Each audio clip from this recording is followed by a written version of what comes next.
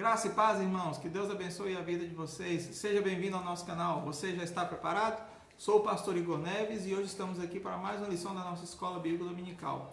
Estamos trabalhando esse ano sobre dons e hoje nós vamos trabalhar um pouquinho, aprender um pouco mais sobre temperamento sanguíneo. Então, irmãos, hoje, com base nisso, o temperamento sanguíneo, nós vamos ler aqui em Mateus capítulo 4, dos versos 18 a 25, quando diz o seguinte: E Jesus, andando junto ao mar da Galileia, viu dois irmãos, Simão, chamado Pedro, e André, seu irmão, os quais lançavam as redes ao mar porque eram pescadores. E disse-lhes: Vinde após mim, e eu vos farei pescadores de homens. Então eles, deixando logo as redes, seguiram-no. E adiantando-se dali, viu outros dois irmãos, Tiago, filho de Zebedeu, João, seu irmão, num barco com seu pai Zebedeu, consertando as redes. E chamou eles, e deixando imediatamente o barco e seu pai, o seguiram. Percorria Jesus toda a Galileia, ensinando nas suas sinagogas e pregando os evangelhos do reino, e curando todas as enfermidades e moléstias entre o povo. E a sua fama correu por toda a Síria, e traziam-lhe todos os que padeciam acometidos de várias enfermidades e tormentos, os endemoniados, os lunáticos e os paralíticos, e ele os curava. E seguia uma grande multidão da Galileia, de Decápolis, de Jerusalém, da Judeia e de além do Jordão. Então aqui, no início da narrativa, lá no capítulo 18, Mateus fala que tinham dois irmãos, quem? Simão, chamado Pedro, e André, seu irmão. Irmãos, então nós temos aqui dois personagens bem importantes, Pedro e André. Principalmente Pedro, que é conhecido como apóstolo Pedro, né? Que foi o autor das 3 cartas de Pedro, mais no finalzinho do Novo Testamento. E o apóstolo Pedro, ele tinha um temperamento que a gente pode classificar como temperamento sanguíneo. Mas sempre quando a gente fala temperamento sanguíneo, a gente pensa aquela ideia de uma pessoa irritada, estressada, uma pessoa de cabeça quente, que não leva desaforo para casa. E aí quando a gente lembra disso, a gente lembra de Pedro, e lembra de Pedro naquela situação, naquela ocasião, quando chegam os soldados romanos para prenderem Jesus, e aí Pedro puxa uma faca, uma espada, vai lá e corta a orelha do soldado, e Jesus repreende Pedro, e aí cola a orelha do soldado novamente. Ou então aquela outra situação, quando Pedro também fala para Jesus: Senhor, não queremos que o Senhor seja crucificado, né? Naquela passagem. E aí Jesus olha para ele e diz assim: afasta-te de mim, Satanás. Ou quando a gente lembra de Pedro também, quando ele nega Jesus Cristo. Bom, mas além de falar todas essas falhas, as pessoas que têm temperamento sanguíneo, elas também têm muitas qualidades. E nós vamos tratar de algumas qualidades citando alguns exemplos bíblicos. E, por exemplo, uma boa qualidade que a pessoa de temperamento sanguíneo tem é que ela é uma pessoa afável, ou seja, ela é uma pessoa bondosa. Irmãos, um grande exemplo de pessoa bondosa na Bíblia se passou durante a época os juízes de Israel, que é um cara chamado Boaz. Boaz, ele era um judeu, morador da cidade de Belém, e ele pertencia à tribo de Judá. Acredita-se que Boaz, ele era filho de Raabe com Salmão. Talvez essa Raabe seja aquela Raabe lá que ajudou a proteger os espias lá com Josué. Talvez seja essa Raabe, né? Alguns historiadores discutem falando ao contrário, mas outros discutem falando a favor. Mas enfim, dependendo de quem era a mãe de Boaz, o importante é que na biografia não fala muito sobre parentesco, mas independente disso é o seguinte: o acontecimento de Boaz, né, a história de Boaz, se passou durante aquele período em que o povo de Israel vivia o período dos juízes. Lembra dos juízes? Débora, Sansão, Gideão, Jefté e companhia limitada. Então, Boaz, ele tem Ruth com uma pessoa próxima dele, e aí ele se casa com ela. Então, nesse momento, Boaz, ele é uma pessoa muito boa para Ruth. Ele cuida dela, cuida da família dela e tal. E ele vira uma pessoa de referência. Ele vira uma pessoa ali que mostra a bondade que ele poderia ter com ela. Irmãos, pessoas com temperamentos assim, elas costumam agir com as outras de forma bondosa. Elas têm compaixão à dor alheia. Elas olham para pessoas que estão sofrendo, olham para pessoas que estão com necessidade e se comovem com pessoas desse tipo. Pessoas que às vezes passam uma necessidade financeira, uma necessidade espiritual, uma necessidade social, uma necessidade psicológica, enfim, várias situações. Você pode, por exemplo, pegar um psicólogo, um pastor, um terapeuta, e ele vai vai ficar sensível à situação da pessoa que vai se aconselhar com ele, e aí ele dá bastante atenção. Ele ouve com cuidado, ele ouve com calma, ele reflete, ele pensa, ele está disposto a ajudar a pessoa. Pessoas com temperamentos sanguíneos, eles têm essa característica de bondade, de serem pessoas bondosas. E a bondade, irmãos, ela é algo que ela tem que ser presente na vida do cristão. O cristão, ele precisa mostrar a bondade de Deus, primeiramente, e a bondade que o Evangelho traz na vida da pessoa e muda a pessoa, transforma a vida dela. Uma das coisas que mais fazia com que a igreja crescesse no início da era cristã era justamente essa transformação de vida, porque o mundo romano que foi formado, que nasceu a igreja, ele era um mundo de pessoas individualistas, pessoas que elas foram sendo construídas, né? A sociedade foi sendo construída ao longo de várias culturas, ao longo de vários mundos, como nossa sociedade é construída hoje, né? Você tem aí dentro da sua casa produtos de outros países, influência de séries, filmes, roupas, música. Então todo um contexto, tudo isso, e naquele tempo também não era diferente.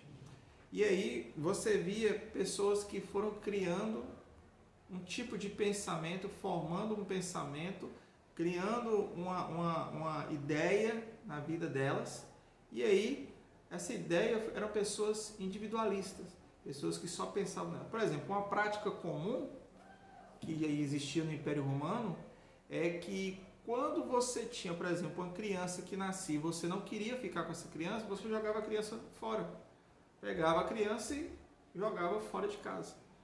E aí a igreja acolhia essa criança e cuidava dessa criança. Então, a sociedade via a igreja como algo diferente, como algo de mudança. E você vê essa mudança acontecendo lá atrás. E Boaz, ele é um exemplo disso. Samuel é um exemplo disso. E muitas outras pessoas que se comoveram diante da situação do outro são exemplo disso. E o próprio Jesus é o maior exemplo disso. Afinal de contas, quando você tem o Novo Testamento, e ali você tem os judeus que não se dão com os samaritanos, você vê Jesus do lado dos judeus. Você vê que a sociedade menosprezava os marginalizados, os leprosos, e você vê Jesus próximo de marginalizados e leprosos. Você vê um Jesus que ele se comove com a dor do outro.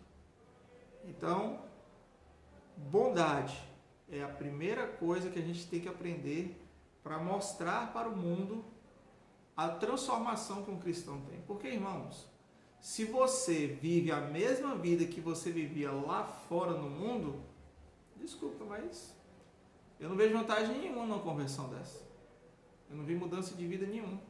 As pessoas lá fora têm que olhar para nós e tem que falar assim, não, eu quero essa moralidade na minha vida. Eu quero viver essa bondade que essa pessoa vive. Eu quero que a minha família seja uma família tão bondosa, tão estruturada, tão de referência quanto a família dele. Eu quero que o meu casamento seja como o casamento desse cristão, dessa cristã. É isso que as pessoas lá fora têm que ver. Então, uma outra coisa que a gente vê também é sobre companheirismo. E um dos maiores exemplos de companheirismo que nós temos na Bíblia, e que causa até uma certa confusão, chama-se Davi, rei Davi, e Jonatas, filho de Saul. Alguns até dizem, né, que Jonatas e Davi, eles eram tão próximos que era uma relação até íntima, né, com base em algumas informações. Alguns dizem isso. Inclusive, até se formou uma igreja com base nisso para aceitar a homossexualidade. Mas também ele esquece, né, que a própria Bíblia condena a homossexualidade. Mas Jonatas, ele era assim, amicíssimo de Davi e Davi dele. Pessoas próximas que viviam uma amizade, desculpa, irmãos, uma amizade, que era muito além dos relacionamentos que nós temos hoje, muito além do que a sociedade hoje nos ensina. E Jonatas, ele teve humildade para perceber que o plano de Deus não era que ele fosse rei, mas que Davi fosse rei, né? Então Jonatas, ele, digamos assim, ele entrega o reinado para Davi no sentido de que ele não lutou pelo reinado. Ele poderia ter falado assim, não, Davi, mas eu sou filho de Saul, Saul morreu, agora quem vai assumir o cargo sou eu. Ele poderia ter lá juntado um povo lá, ter feito uma revolução, ter ido para guerrear, não sei, ter feito alguma coisa, mas ele não causa objeções quando Deus chama Davi, Davi vai ser coroado rei e tudo mais. Você não vê um Jonatas lá lutando com Davi, batalhando, não, pelo contrário, você vê Jonatas apoiando ele, estando do lado dele. Em um mundo, na atual sociedade, onde os relacionamentos são cada vez mais superficiais, onde os relacionamentos são cada vez mais vazios, onde os relacionamentos, onde a amizade ela é mais por interesse, você vê isso, realmente você começa a achar brechas para outras coisas. Fala assim, não, isso é mentira, isso não existe, isso aí isso não tem cabimento. Tem cabimento sim, irmão, sabe por quê? Porque está escrito na palavra de Deus. E é algo formado dentro do povo de Deus. E é algo que é definido para o povo de Deus. E vindo da parte de Deus. Por que a gente não vê isso hoje? Você vê lá pessoas, 1 milhão de seguidores, 10 milhões de seguidores, 15 milhões de amigos e não sei o que, pererê. Já tem uma música do Roberto Carlos, né? Eu quero ter 1 milhão de amigos, quero ter mais de 1 milhão de amigos. Então, mas quantas pessoas são próximas de você que hoje você pode abrir a porta da sua casa, botar essa pessoa na mesa da sua sala, comer com ela e se abrir para ela com todas as suas necessidades, os seus sonhos, os seus desejos, e você confia nessa pessoa ao ponto de que essa pessoa não vai espalhar isso aí para Deus e o mundo. Quantos você conhece que você pode fazer isso? Quantos? Será que você tem essa liberdade com muitos? Eu acredito que não. Você deve ter aí com uma meia dúzia de pessoas. Se você tiver. Porque alguns nem isso têm. Porque, irmãos, o nosso mundo está formando em nós, está fazendo com que nós tenhamos relacionamentos por interesse. A pessoa se aproxima de você por interesse. Seja o interesse financeiro, seja se aproximar de você para chegar em outra pessoa, seja se aproximar de você para que você ajude ela de alguma forma, seja se aproximar de você para que através de uma proximidade com você, ela possa conhecer uma outra pessoa e com essa outra pessoa conhecer outra, ou se aproximar de você te conhecendo para que você possa dar uma oportunidade ou você, de alguma maneira, ser o instrumento para que ela possa conseguir algo a mais. Então, hoje, infelizmente, assim, e tem muitas pessoas que querem volume, né? Querem volume, o cara chega hoje, não, é porque eu tenho lá tantos mil seguidores, tantos milhões de seguidores e tal, não sei o que, e não conhece ninguém, irmãos. Não tem relacionamento. Não tem relacionamento. Eu vi uma história, que eu não sei se é verdade, mas se for também eu não me espantaria, dizendo que um casal casou, né? Um rapaz e uma moça se casaram, e eles decidiram, durante cerca de 10 ou 15 anos, trabalharem muito. Os dois arrumaram 2 empregos, trabalharam e tal. Muitos nem, às vezes nem se viam, às vezes passava lá 2, 3, 4 dias sem se ver. Ao término dos 15 anos, dos 10, 15 anos, não sei exatamente quanto tempo foi, eles perceberam que eles não eram um casal. Eles perceberam que eles eram amigos dividindo uma casa. Porque não houve interação, não houve relacionamento. Ou se houve um relacionamento, que a gente pode dizer que talvez tenha tido, foi um relacionamento superficial. Não foi um relacionamento de marido e esposa, homem e mulher, um relacionamento amoroso. Foi algo superficial. Outra coisa que o sanguíneo tem é a questão de ser comunicativo. Uma das pessoas que mais foi comunicativa na Bíblia foi Moisés. E junto com Moisés, nós temos também o seu sogro Jetro, porque Jetro viu a necessidade que Moisés estava tendo e foi lá comunicar com ele, foi lá falar com ele, foi lá explicar para ele: não, Moisés, você não pode fazer assim, divide esse grupo aí para você diminuir um pouco a carga. E Moisés, que a Bíblia fala que ele era pesado de língua, né? Apesar de que ele tinha um problema na fala, na dicção, alguma coisa, Deus levanta aquele homem e ele se tornou um anunciador de uma comunicação assim, extrema, para ser libertador do povo. Então o sanguíneo, ele tem essa característica. Outra característica que o sanguíneo tem é o fato de ser conservador. O conservador é a pessoa que é contrária a mudanças, tanto no caráter moral, social, político, religioso. É aquela pessoa que conserva. Muitas vezes, irmãos, nós devemos ser conservadores nas nossas igrejas, na nossa vida espiritual. Alguns falam assim: não, mas tem que mudar, o mundo evolui e tal. Mas isso tem que ter muito cuidado, irmãos.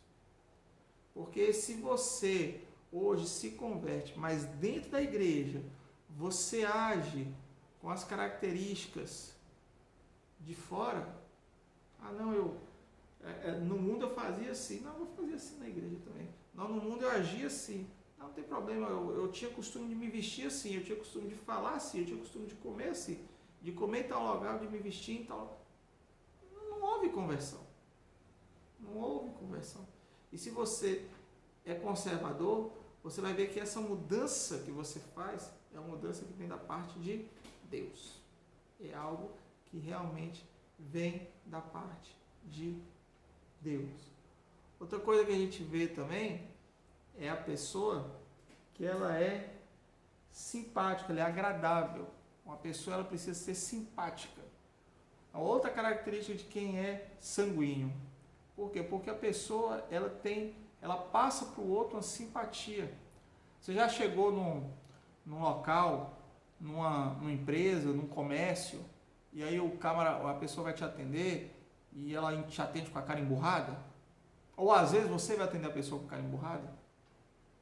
Meu irmão, isso é horrível, você se sente mal, parece que você está lá, parece que você é um peso. E olha que você é o cliente, que compra e paga, que compra a mercadoria, paga, coloca o seu dinheiro lá, mas você olha assim, a pessoa te atende tão mal que dá a impressão que você está atrapalhando, dá a impressão que você está se incomodando. Não sei se você já teve essa impressão assim, da maneira como eu estou colocando aqui. Mas é a pura verdade, irmãos. Nós temos que ser simpáticos, atraentes, agradáveis. Precisamos ser agradáveis. A pessoa tem que sentir prazer de estar próximo ao cristão. A pessoa tem que sentir prazer de estar próximo a pessoas que transformaram a vida delas através da ação do Evangelho de Jesus Cristo. E é isso que a pessoa que tem o temperamento sanguíneo, ele tem a capacidade de fazer.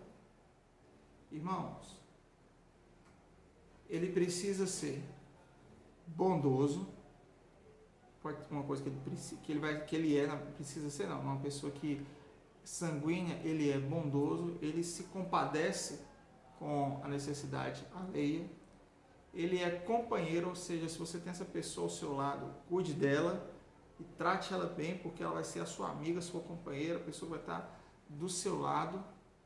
Ela vai ser uma pessoa comunicativa, em vez de ser uma pessoa introspectiva, uma pessoa comunicativa. E ele vai ser uma pessoa conservadora, porque na nossa igreja, nas nossas igrejas, hoje nós precisamos de pessoas conservadoras para estarem na frente, limitando aquilo que pode ser benéfico e aquilo que pode ser maléfico dentro da igreja. Lógico que você não vai cortar tudo, mas você também não vai abrir as portas para tudo. E outra coisa que a gente aprende também é o fato de ser simpático. Irmãos, o mundo aí fora quer que nós sejamos assim. E nós aí fora precisamos mostrar que nós somos assim. Essa é a grande mudança de vida. E para encerrar, se você pegar todas essas características que eu falei aqui, bater no liquidificador e colocar, vai ser lá, pessoa com temperamento sanguíneo. Então não crucifica, não reclama, agradece a Deus e compreenda que ela tem características e tem qualidades, ela tem coisas muito boas na vida dela. Então não fica só criticando a pessoa mais sanguínea, não. Ame, cuide, ore, esteja ao lado dela para a necessidade dela, porque é a melhor coisa que nós, a Igreja de Jesus Cristo, devemos fazer. Vamos orar para a gente terminar? Pai, muito obrigado por tudo, abençoa a nossa vida, nos guarda a cada dia, a cada instante. Obrigado por tudo que o Senhor tem feito por nós, que venhamos a Te buscar e Te adorar. Obrigado por tudo que o Senhor tem feito, em nome de Cristo Jesus. Amém. Irmãos, que Deus te abençoe, que Deus guarde a sua vida em todo o tempo.